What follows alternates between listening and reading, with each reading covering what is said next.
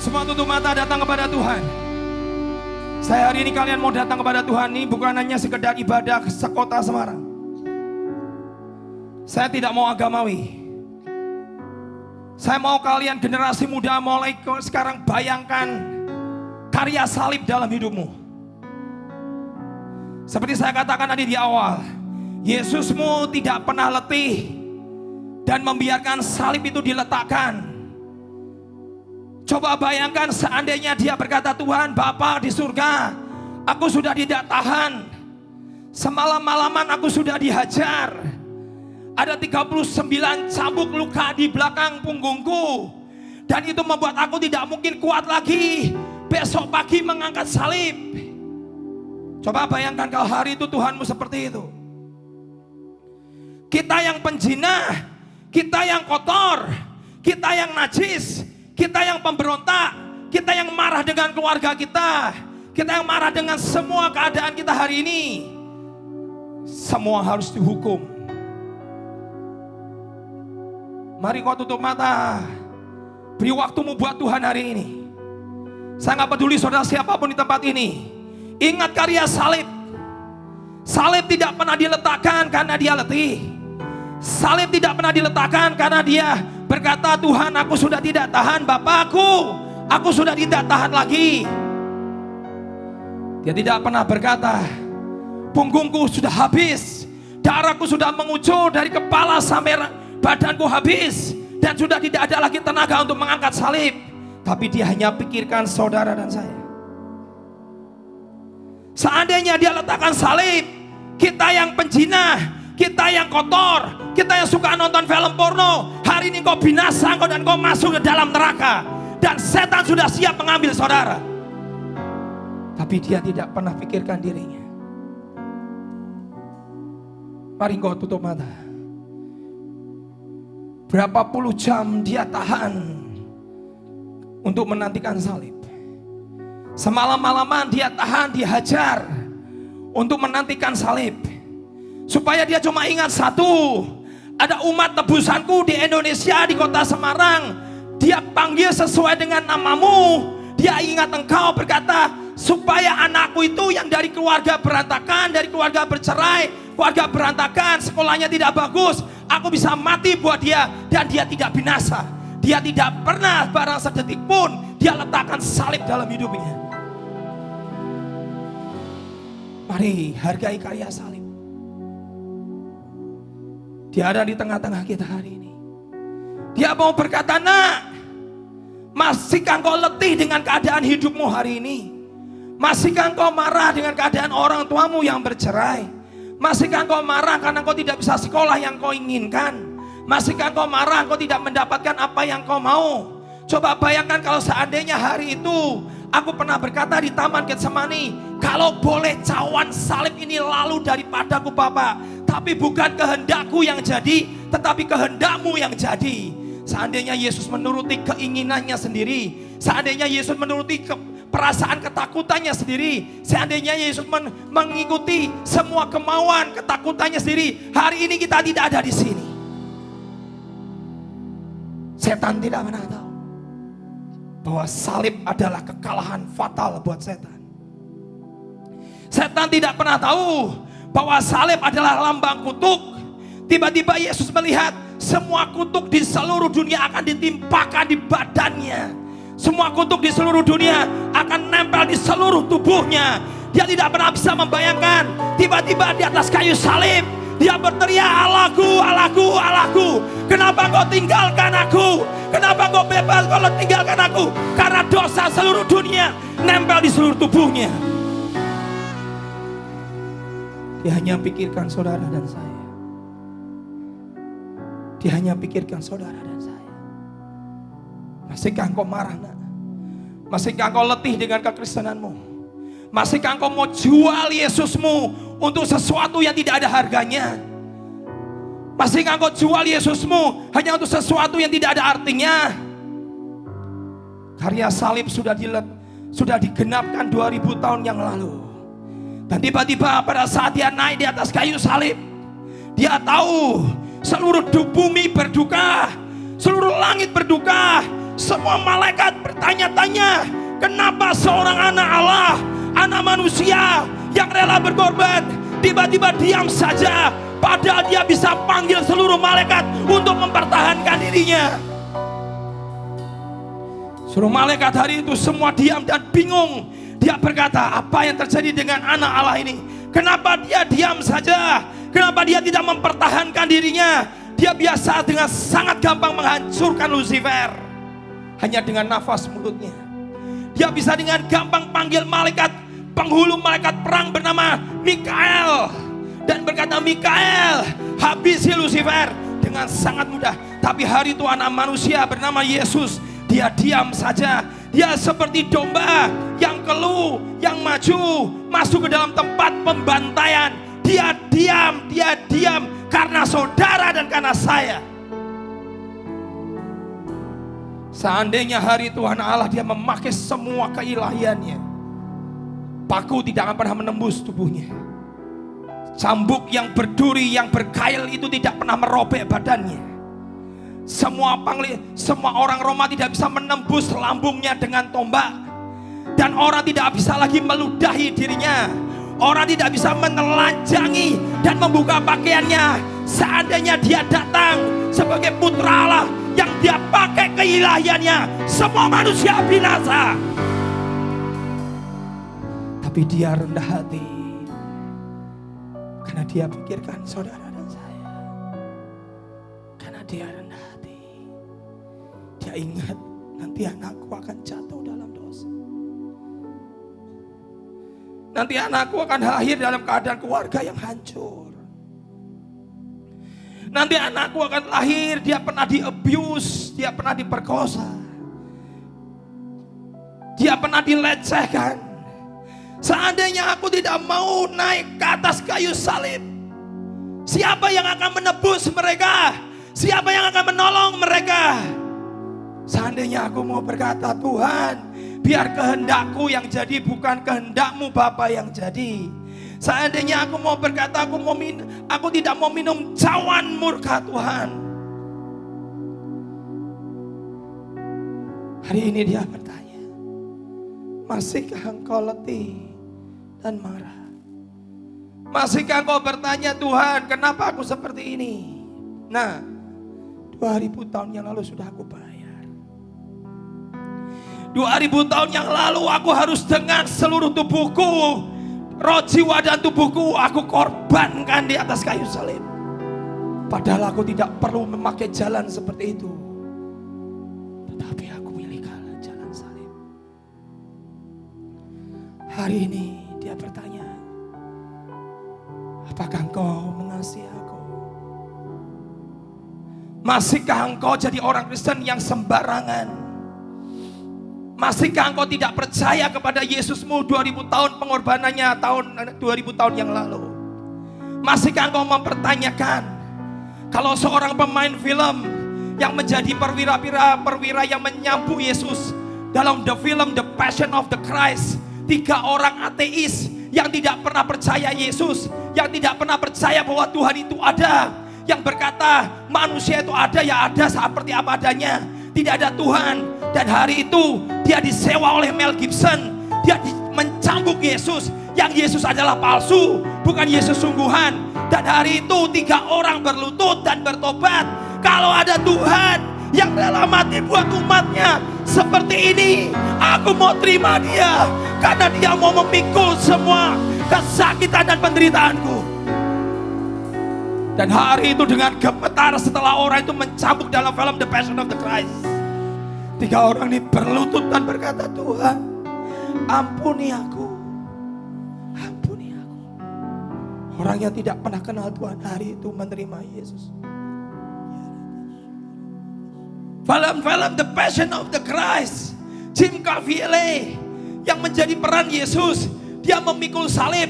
Pada saat salib diangkat dan beratnya salib, panjangnya salib dibuat hampir sama persis zaman Yesus 2000 tahun yang lalu.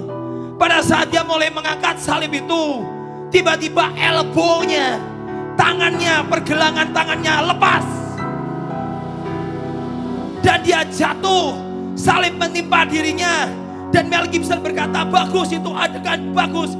Dan dia sangat kesakitan. Tuhan, aku tidak tahan lagi memerankan peranmu jadi Yesus. Sangat menderita. Dan hari itu dia teriak, dia maki-maki saudaranya, tolong aku, bahuku lepas, tolong aku. Bayangkan Yesusmu, dia tidak pernah teriak, memaki-maki, bahkan menyumpahi dan mengata-ngatai orang yang menyambut dirinya. Tidak ada satupun kata serapah keluar dari mulutnya. Setiap saya ingat salib, saya berkata, Tuhan, aku enggak layak.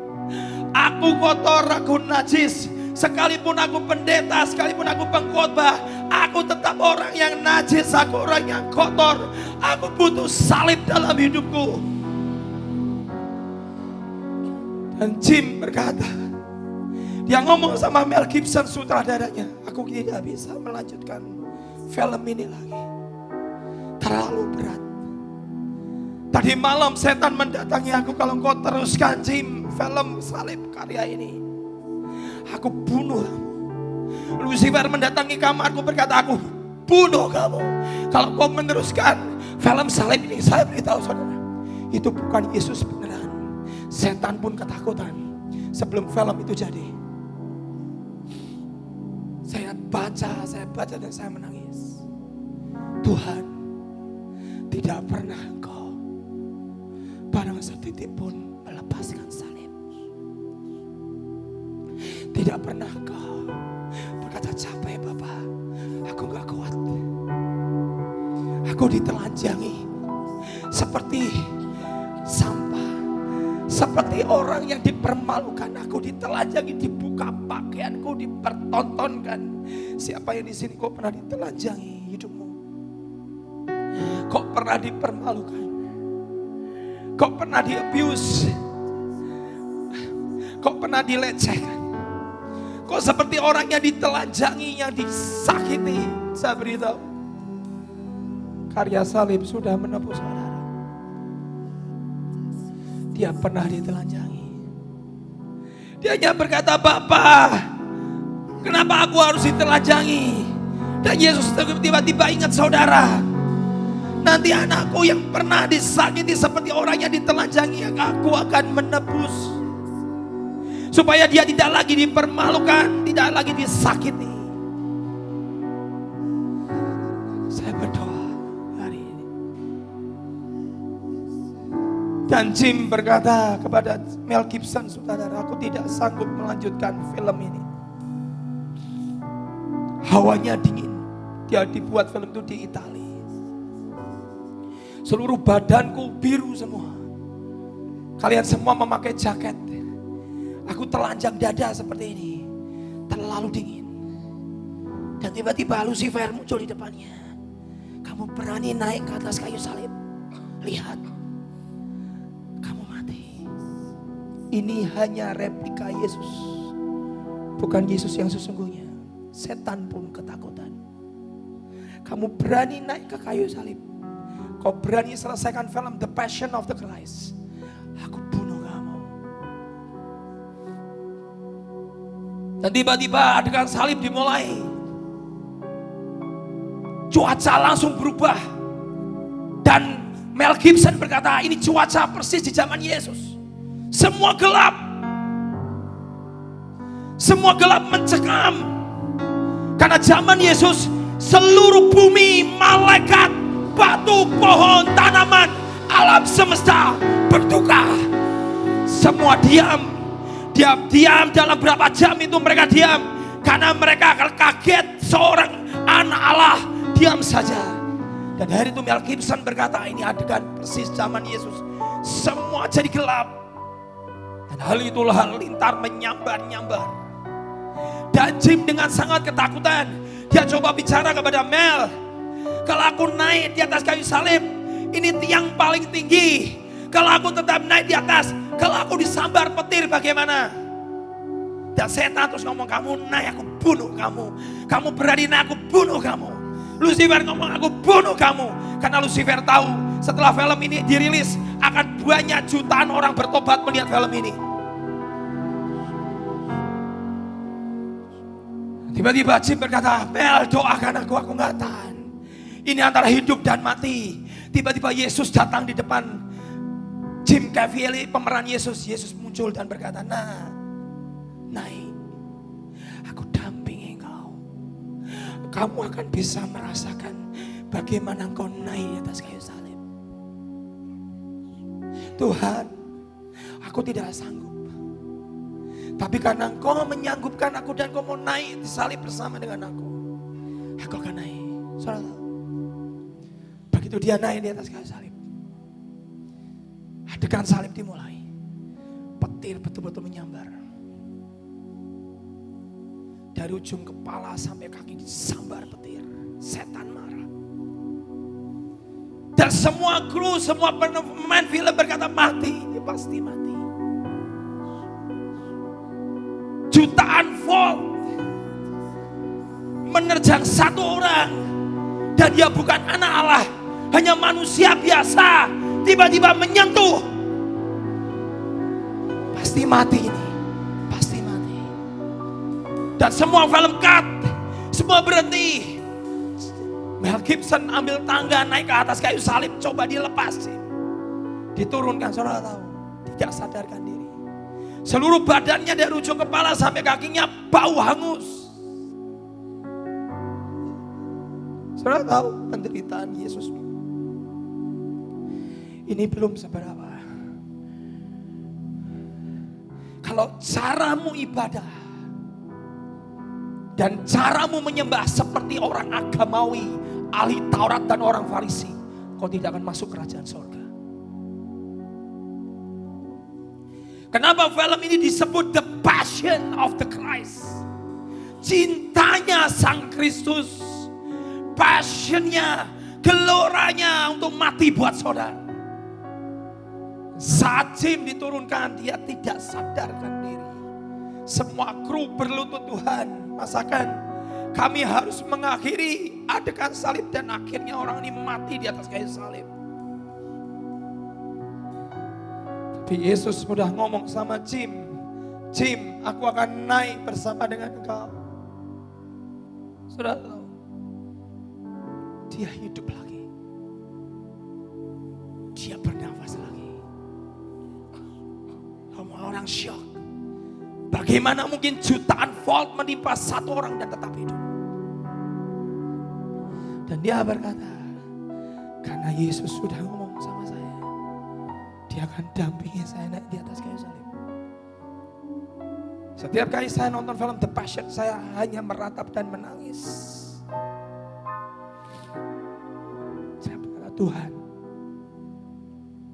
pengorbananmu tidak sebanding dengan perbuatanku.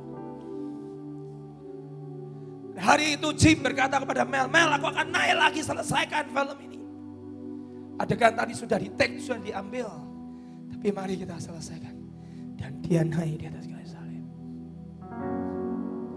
Dan begitu film ini rilis pertama kali di Amerika, di bioskop, itu ribuan orang di gedung bioskop langsung lari ke depan seperti ini. Dan berlutut. Dan mereka berkata, ampuni dosaku Tuhan. Ampuni dosa. Hari ini Tuhan memanggil saudara. Khotbah saya tidak seperti ini harusnya. Saya tahu ada Tuhan di tengah-tengah kita.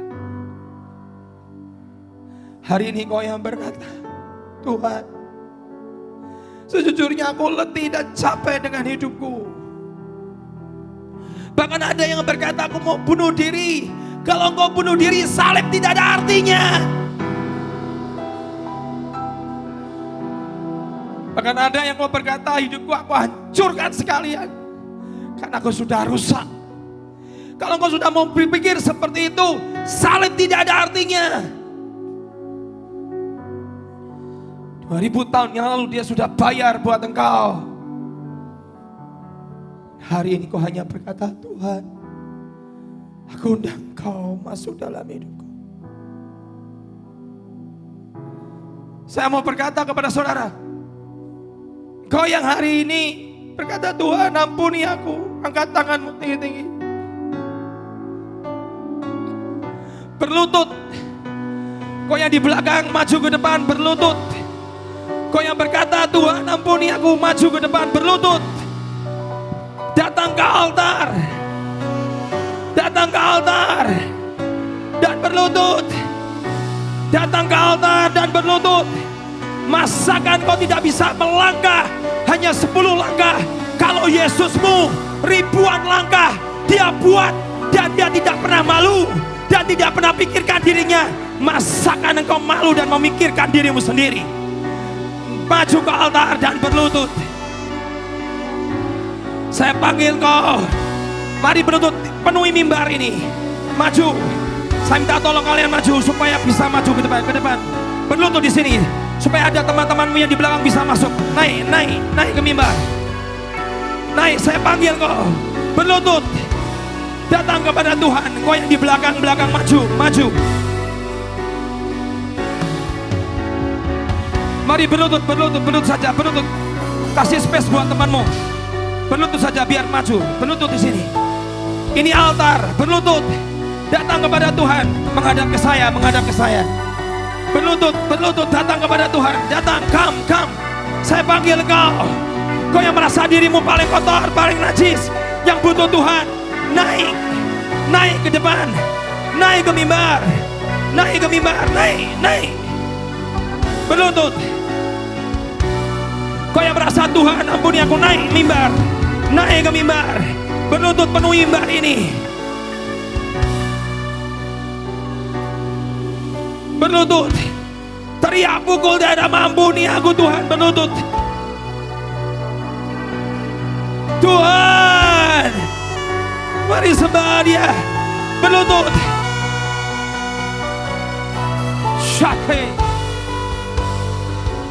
Mari berteriak, ampuni dosaku. Berlutut.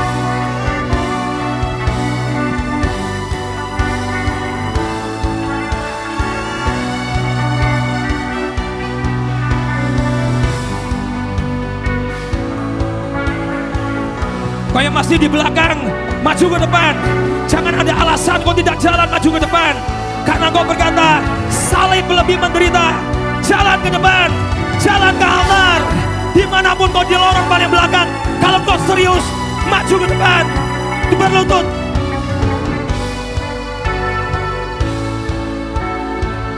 Cari tempat berlutut saja. Berlutut di sini, di tempatmu masing-masing.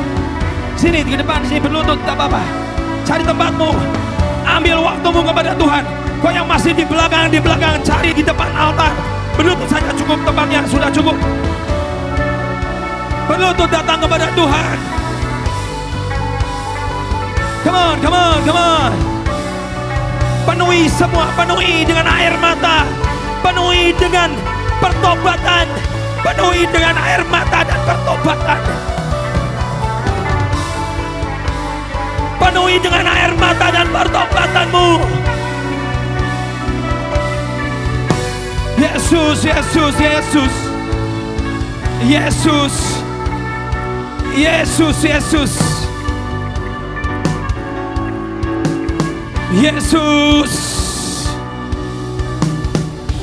Oh, Yesus. Come on, musik, come on. Terus, go.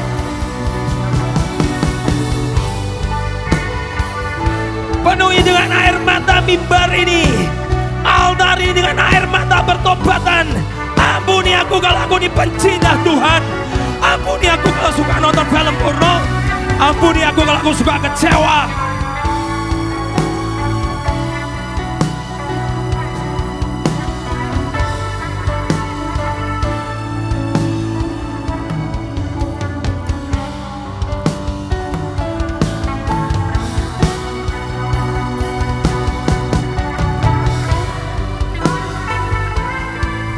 Mari datang kepada Tuhan. Ampuni kami yang najis dan kotor ini Tuhan.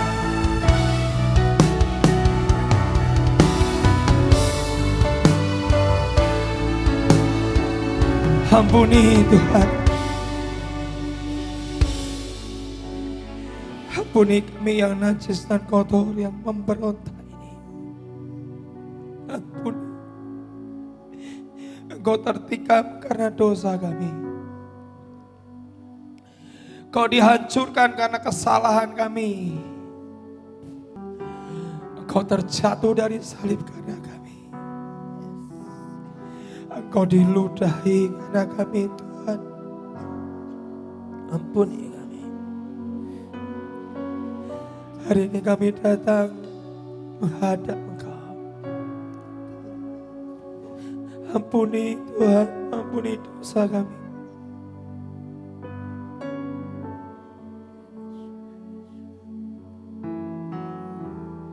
Kami kotor Tuhan, kami najis.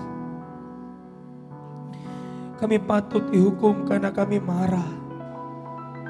Karena kami kecewa dengan orang tua kami, dengan guru kami.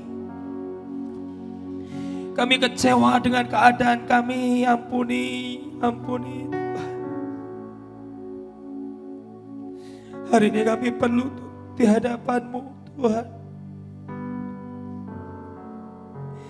Firman-Mu berkata, setiap air mata yang keluar dari hidup kami Kau simpan di dalam kap kirbat.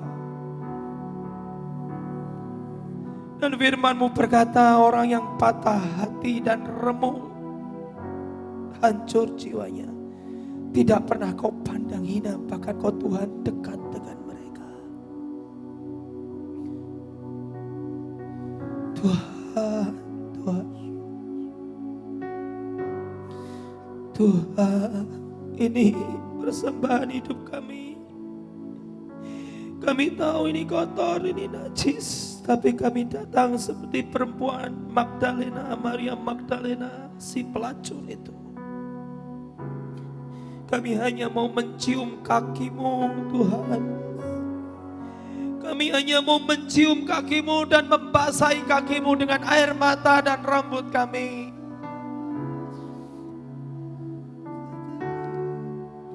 Tuhan, Tuhan, kami temukan Kau jantung hati kami. Kami temukan Engkau Tuhan, jantung hati kami. Tidak ada yang mati dan mau menerima kami apa adanya kecuali Engkau Tuhan. Kami hanya mau mencium kaki-Mu. Hampiri tempat tata kudus-Mu. Ku temukan jantung hatiku sebagai korban yang harum persembahanku. Ku cium kaki Rajaku,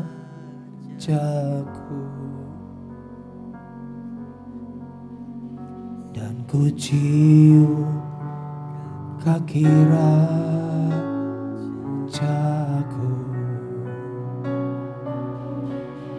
Sembah Dia. Biar air mata terus berurai di hati kami. Kami mau cium kaki Raja kami.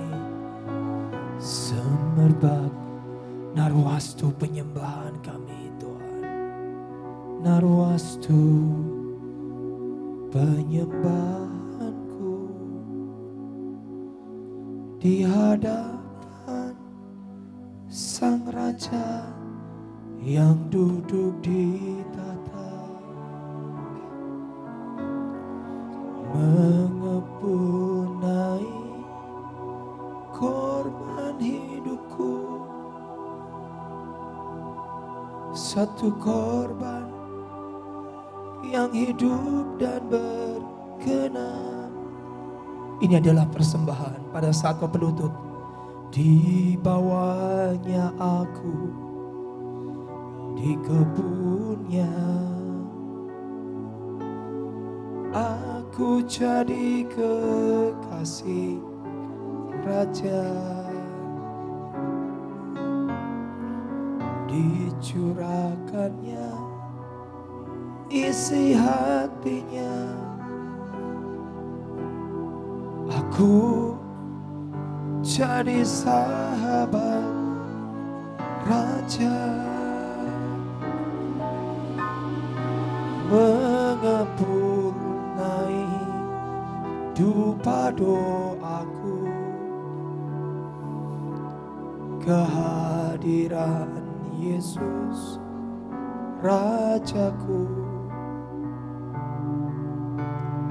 di bawahnya aku mengiring jolinya, aku memerintah bersama Dia. Mengepul naik dupa doa kami, mengepul naik, naikkan pujian ini. Dupa doaku, ini doa kalian persembahan. Kehadirat Yesus Rajaku, di bawahnya aku mengiring jolinya, aku memerintah bersama Dia. Tuhan Yesus, Tuhan Yesus. Mari ikuti doa saya semuanya yang berlutut. Saya tahu engkau yang berlutut, kau merasa dirimu berdosa. Seperti saya pendeta dari tahun 98. Saya adalah orang berdosa. Mari datang kepada Tuhan. Tuhan Yesus, ikuti doa saya. Tuhan Yesus, ampuni aku. Ikuti saudara, ampuni aku. Ampuni kenajisanku. Ampuni kekotoranku. Ampuni Tuhan kalau aku memberontak. Ikuti saudara. Ampuni Tuhan kalau aku memberontak. Aku melawan Engkau. Aku melawan orang tuaku. Aku melawan guruku. Ampuni aku. Tuhan, ikuti Tuhan. Yang keras Tuhan. Aku najis. Aku kotor. Aku suka lihat film porno. Ampuni aku. Bersihkan aku. Sucikan aku dengan darah-Mu. Ikuti saudara. Sucikan aku dengan darah-Mu. Bersihkan aku. Firman-Mu berkata, yang merah seperti germisi kan Kau ubah menjadi seperti salju. Dan hari ini aku datang bukan karena kesalehanku, bukan karena kebaikanku, bukan karena aku ini orang suci, tetapi Yesus sudah mati buat aku. Tetapi Yesus sudah menebus dosaku. Hari ini, ikuti dengan suara keras, hari ini aku undang, yang keras aku undang, Yesus masuk dalam hatiku. Jadilah Tuhan dan Raja atas hidupku. Aku milik-Mu dan Engkau milikku. Tuhan, aku mau bersama-sama dengan Engkau selama-lamanya. Jangan buang aku dari hadirat-Mu. Tulis namaku, tulis namaku, tulis namaku dalam kitab kehidupan. Dan aku percaya Engkau mati buat aku.